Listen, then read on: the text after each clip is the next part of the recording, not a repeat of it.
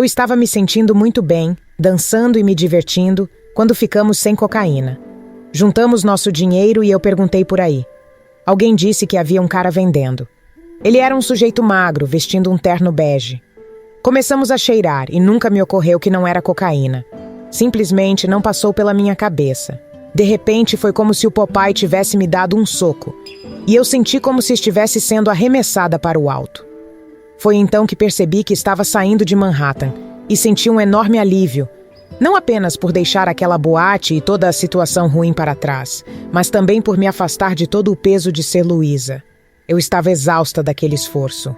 Antes de continuarmos, se você gosta desse tipo de conteúdo que te faz refletir sobre a vida e o que existe além dela, não deixe de apoiar o canal. Deixe seu like, se inscreva e ative o sininho para não perder nenhum relato transformador como esse. E me conta aqui nos comentários. Você já passou por uma experiência que mudou sua visão de mundo? Vamos ao relato. Eu sou Luísa, cresci em Seattle. Meu pai era professor de direito e minha mãe, uma historiadora da arte. Meu pai era completamente ateu. Para ele, academia e liberdade religiosa eram a mesma coisa. Assim, nossa casa era muito voltada para o desempenho acadêmico. Nós não recebíamos amor apenas por sermos quem éramos. Precisávamos nos sair bem, apresentar bons resultados, deixá-los orgulhosos. Desde cedo, eu era muito aplicada nos estudos e me destacava na escola. Acabei descobrindo que gostava de aulas de filosofia, e foi aí que comecei a questionar a existência de Deus. Líamos filósofos como Descartes, que dizia: penso, logo existo. Tenho uma ideia de Deus, portanto... E eu refutava esse argumento com veemência. Lembro-me de me dedicar tanto a esses textos, determinada a provar que ele estava errado. Para mim, a ideia de Deus era absurda. Eu gostava do modernismo porque sentia que nesse movimento as pessoas finalmente despertavam do sonho da igreja anglicana e encaravam a escuridão, enfrentando um universo frio e indiferente. Isso era tudo o que havia, e a vida não tinha sentido. Como mudei de escola várias vezes, quando fui parar em uma escola particular na 10ª série, todos já tinham seus grupos de amigos. Fiz o que chamo de amigos camuflados, apenas para não ficar sozinha. No último ano, descobri a cerveja. Comecei a frequentar festas e a me embebedar. De repente, as pessoas passaram a gostar de mim. E eu também gostava mais de mim quando estava bêbada. Fingi saber o que estava fazendo e convenci a todos de que eu era confiante. Mas por dentro, eu era uma atriz nervosa, sempre me perguntando como deveria agir, como estava me saindo, como estava sendo avaliada. Era uma forma estranha de viver, mas era a única que eu conhecia.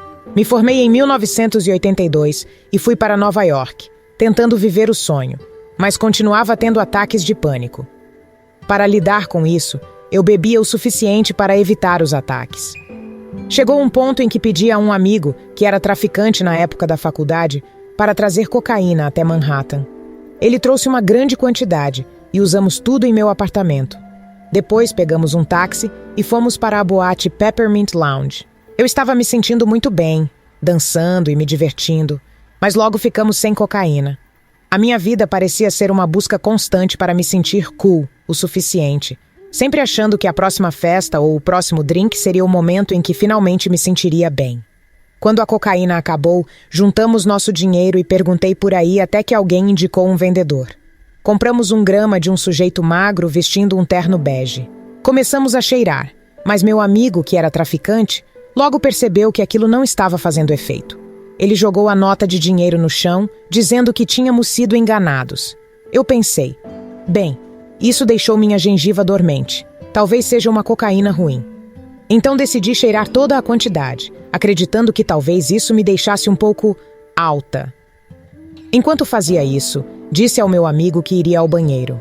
No caminho, comecei a ver pequenas manchas vermelhas, como se estivesse prestes a desmaiar, e pensei que fosse apenas um efeito colateral da cocaína, o que achei interessante. Enquanto esperava na fila do banheiro, a visão foi piorando. Quando finalmente entrei no banheiro, só conseguia enxergar diretamente à minha frente e percebi que não conseguia ler as pichações nas paredes. Além disso, não conseguia respirar. Parecia que todo o ar do banheiro havia sumido. Saí dali, tentando respirar. Mas não percebi que estava morrendo. Apenas fiquei frustrada pela falta de ar e pelos efeitos colaterais. Mais tarde, quando fiquei sóbria e fiz amigos no Alcoólicos Anônimos, alguns deles, que também eram traficantes, me contaram que nos anos 80 costumavam cortar cocaína com lidocaína, porque era mais barata. Pelo que descrevi, eles concluíram que eu provavelmente havia comprado lidocaína pura e sofrido envenenamento. A lidocaína é um anestésico usado de forma tópica, mas algumas pessoas cometem No meu caso, foi uma dose muito pura.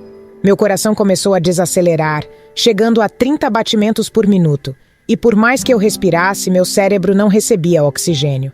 Encontrei meu acompanhante e disse a ele que não havia ar ali. Ele respondeu que estava tudo bem, o que me deixou irritada, pois ele não parecia perceber a gravidade da situação. Ele me levou até o bar, onde o bartender me deu um copo d'água. Mas eu não queria água, queria ar. Dei um gole e, de repente, senti como se tivesse desmaiado e batido o queixo no balcão. Mas, na verdade, parecia que o Popeye havia me socado, e eu fui arremessada para o alto.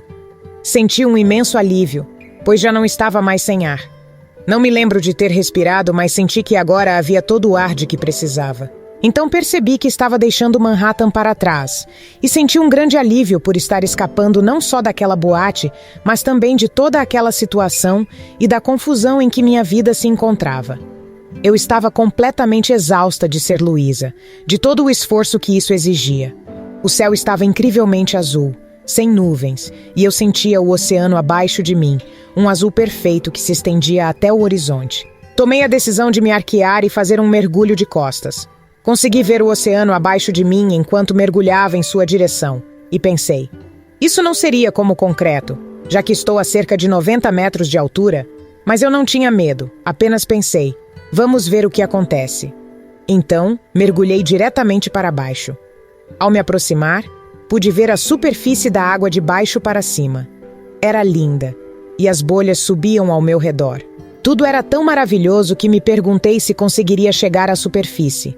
De repente, eu estava lá. Em seguida, vi uma mesa se aproximando e no topo dela havia uma casa antiga, desgastada pelo tempo. Imediatamente pensei que aquela casa tinha algo a ver comigo e que eu precisava chegar até ela. O próximo momento de que me lembro é que eu já estava na soleira da casa, flutuando um pouco acima dela, sem corpo, apenas como um ponto de consciência. Ao cruzar o limiar, soube que aquela era a casa dos meus ancestrais e que todos eles haviam passado por ali. Pude sentir a presença dos meus avós e até de gerações anteriores. A presença mais forte era a do meu avô, que morreu antes de eu nascer. Eles estavam muito animados em me receber, prontos para me saudar. Mas eu não podia vê-los, apenas sentia suas presenças. Na vida eu nunca me interessei por genealogia. Mas naquele momento, eu estava honrada em seguir os passos dos meus antepassados. Eu sabia que deveria haver uma poltrona na sala, voltada para uma grande janela com vista para o oceano. Mas ela não estava lá. Senti que aquilo era injusto, porque eu queria ver aquela vista deslumbrante. Assim que pensei nisso, algo me agarrou pelo externo, como se fosse onde estaria o meu coração, e me puxou pelo chão até o parapeito da janela. Quando atravessamos o parapeito, senti uma mistura de surpresa e alegria.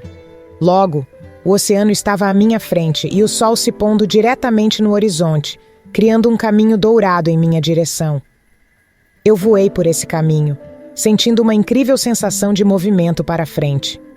Era uma sensação deliciosa. Porém, um pensamento cético surgiu. Será que estou sonhando? Pessoas sonham que estão voando? Isso é real?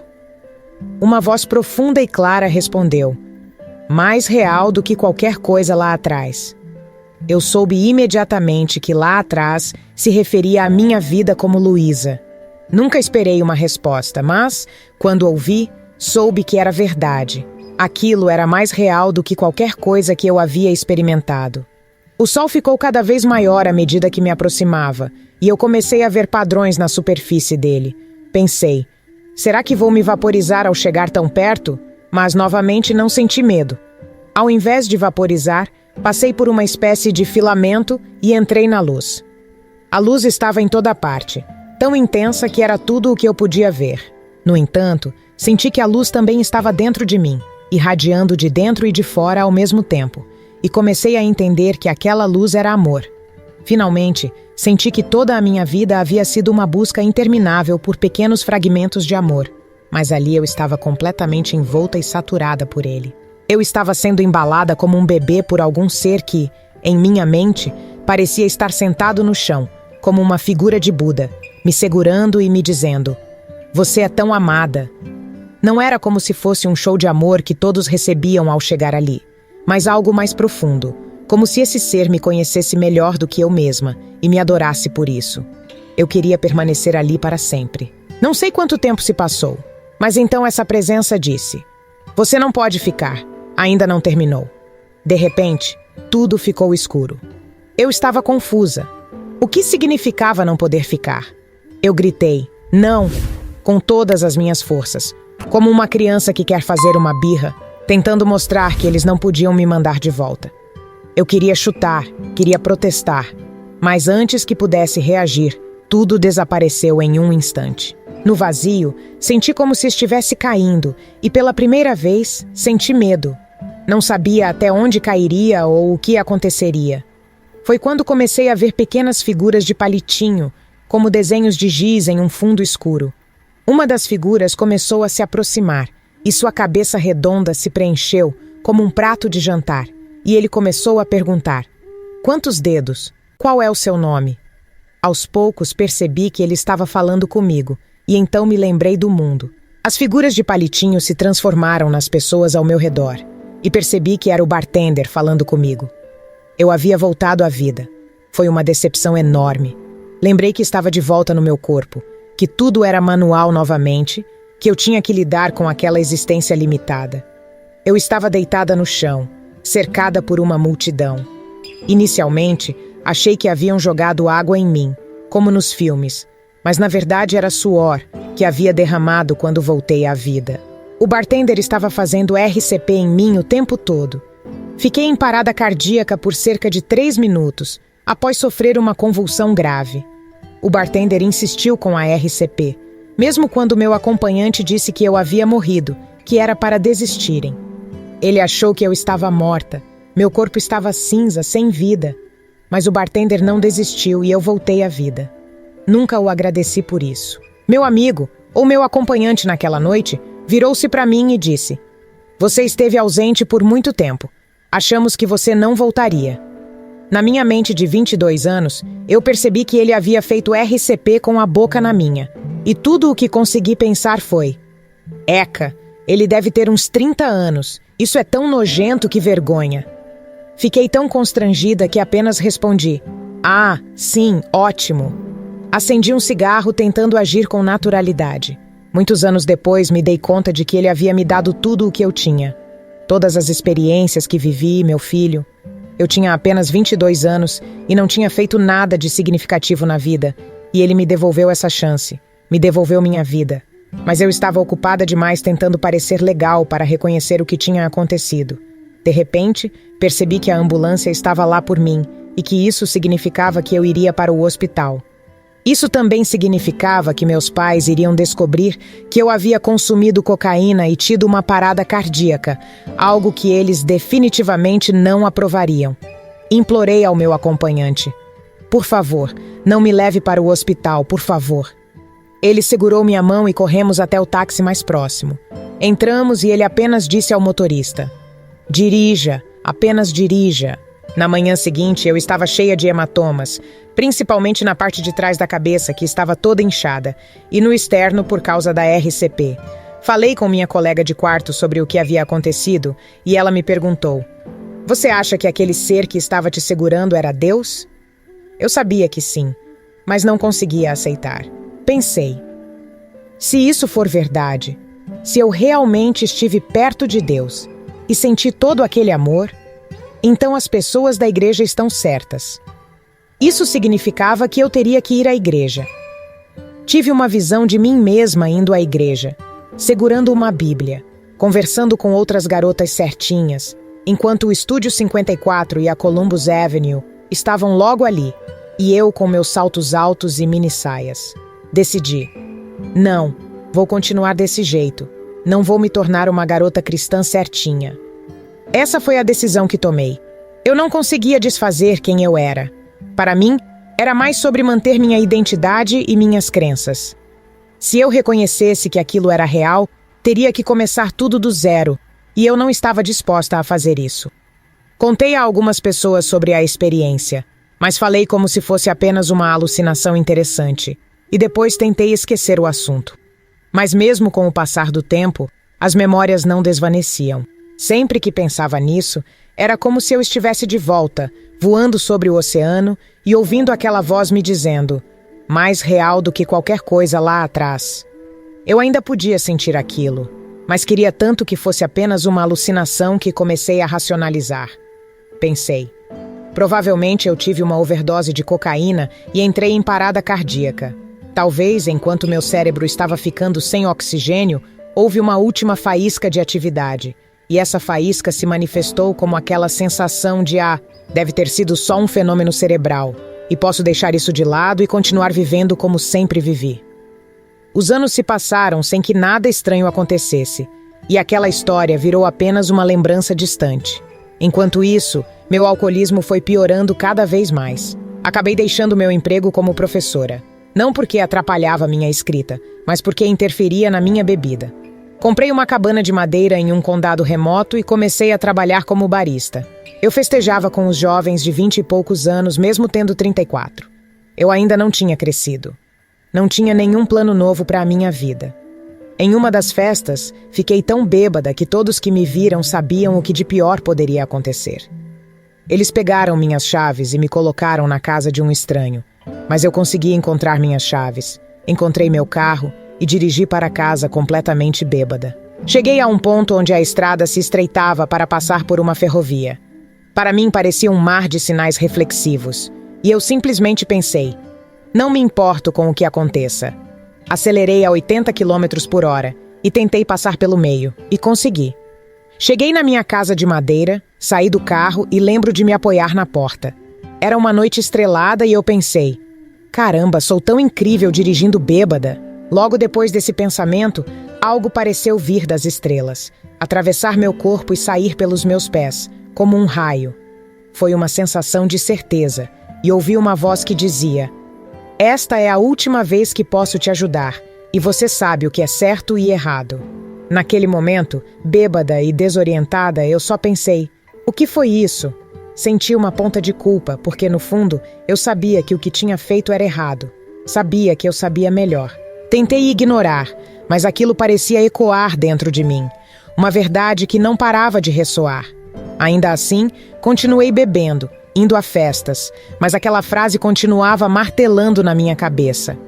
Você sabe o que é certo e errado, e essa foi a última vez que eu te ajudo. Foi então que percebi que, de alguma forma, alguém estava me ajudando esse tempo todo. Algo que eu não havia percebido, mas que, de certo modo, já sabia. Levou mais um mês até que eu fosse à minha primeira reunião dos Alcoólicos Anônimos, no dia 29 de janeiro de 1995. Desde então, não bebi mais. Sou uma pessoa completamente diferente de quem eu era na época daquela experiência de quase morte, que aconteceu há 40 anos. Parte disso é pelo envelhecimento, mas acredito que, se eu tivesse envelhecido sem direção, seria apenas uma mulher amarga em algum bar.